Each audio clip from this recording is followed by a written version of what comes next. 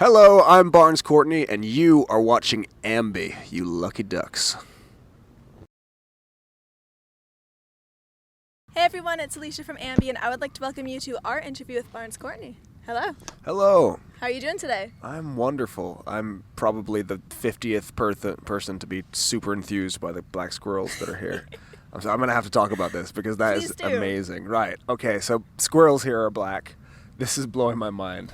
I spent like a full 5 minutes looking at it over there. It jumped up on it almost climbed on my arm. We're hoping one makes a cameo in this interview for sure. Oh, it's yeah, I hope so. It has to happen. Oh, I've got a bunch of nuts and seeds in my pocket, so I'm just hoping they're gonna come. You're just calling them over. Yeah. I got a thing for small furry mammals. Do you own any? No, I wish. Well, I'm touring, so I can't. Sure, it's a little difficult.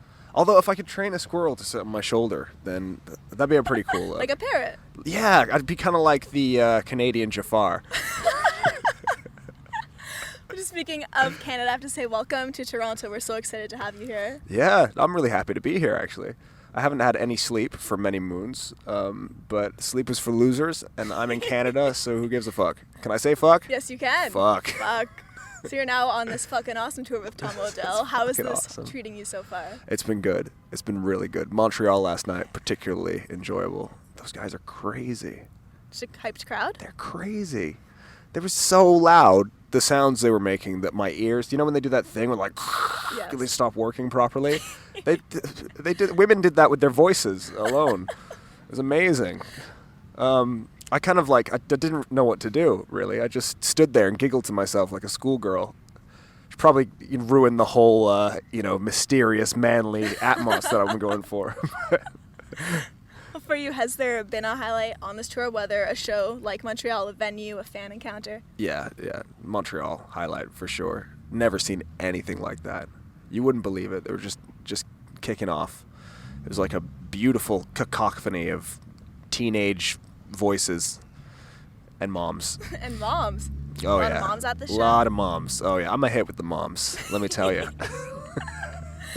Have you met a lot of them after the shows? Oh, my God. Well, I mean, not intentionally. Okay. I don't initiate the mom convos?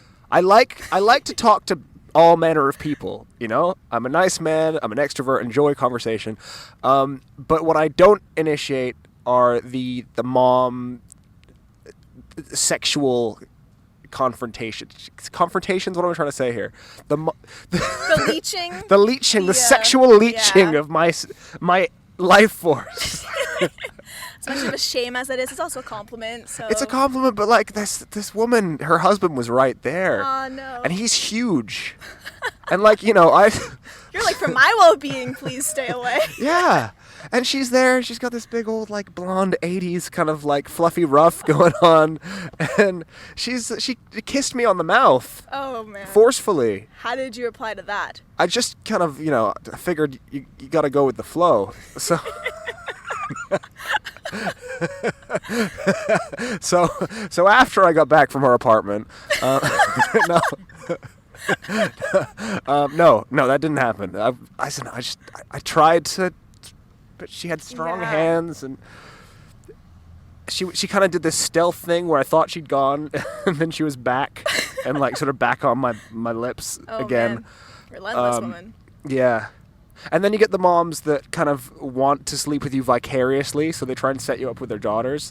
That's even worse. It's never the other. It's never the other way around. It's never the daughters that are like, oh, why don't we go and hang out sometime? Yeah. And the moms are like, oh, you crazy kids. No, it's always the moms first, and then the daughters kind of just wander off and go do normal person things. It's an awkward position to be in.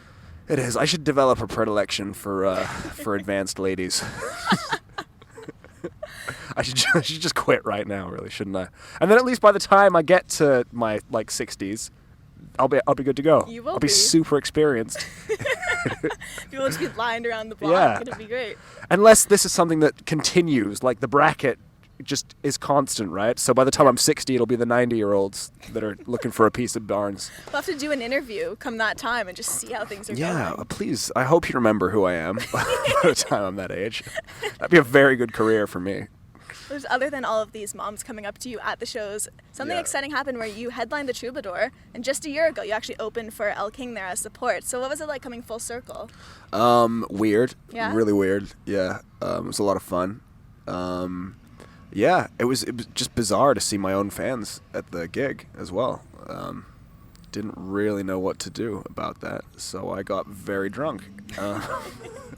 Was it the nerves? Yeah, I guess. I don't know.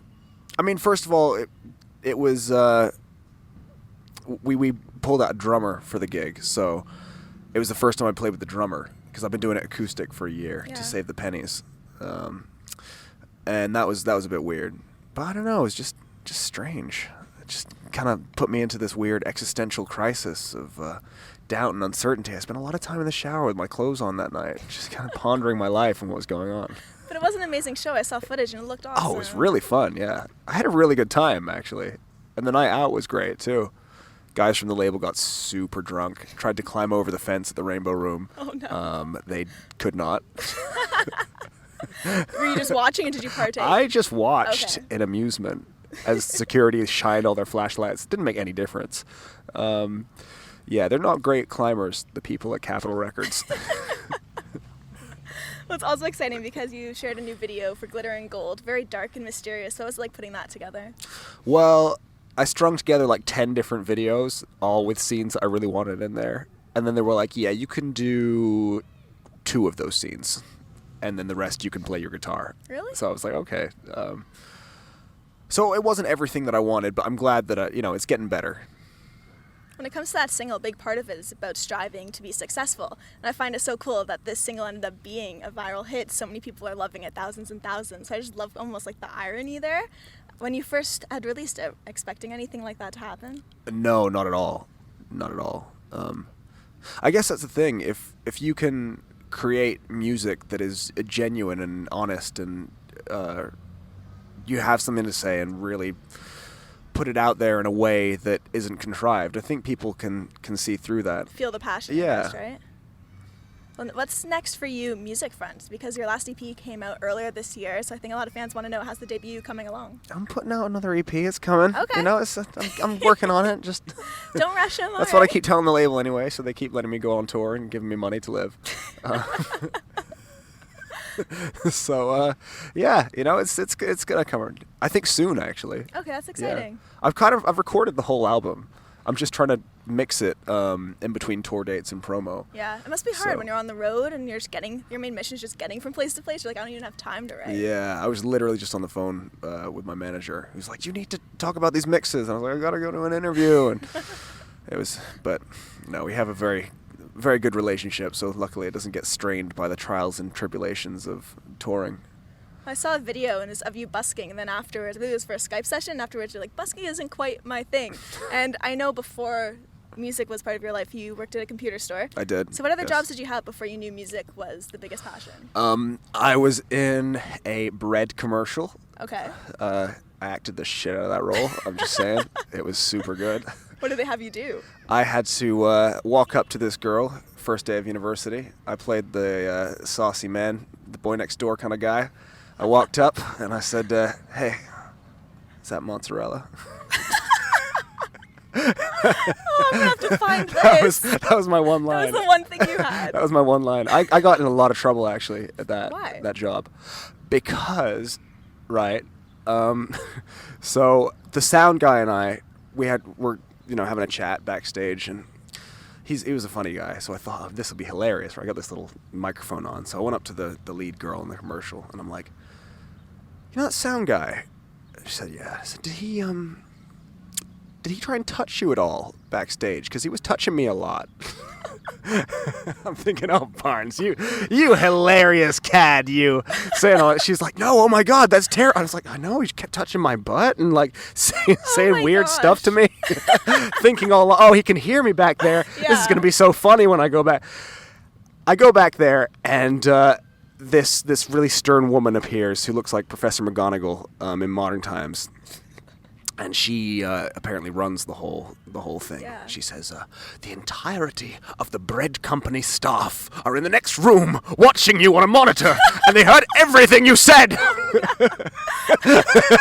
assuming that was the last bread commercial you ever did. And I was supposed to do that for years. I was supposed to be like, growing up with her in every sequential commercial, getting married to her. There was going to be a lot of work. And I was really struggling as a musician at the time, so I could have used it. So I'm trying to explain to her. I'm like, no.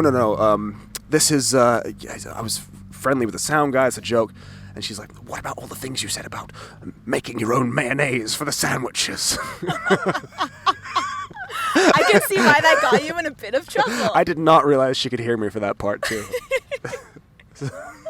I appreciate you telling that story. That's gold right there. It was a bad time for me. I noticed that you tweeted the other day about how one of your tracks was used in a FIFA 17 advert. Yeah. And it just blew your mind because you're obviously a big fan, or you're just really excited about that. I'm just surprised that people want to use my music for their professional things. Really? Still? Yeah. I'm just very humbled and very grateful. It's really cool. I don't play FIFA. If you want to talk to me about Pokemon, which I assume you do, because all girls want to talk to me about Pokemon. Is that true? No. Were you big on the Pokemon Go phase? Yes. You were? I mean, no. I was at the gym.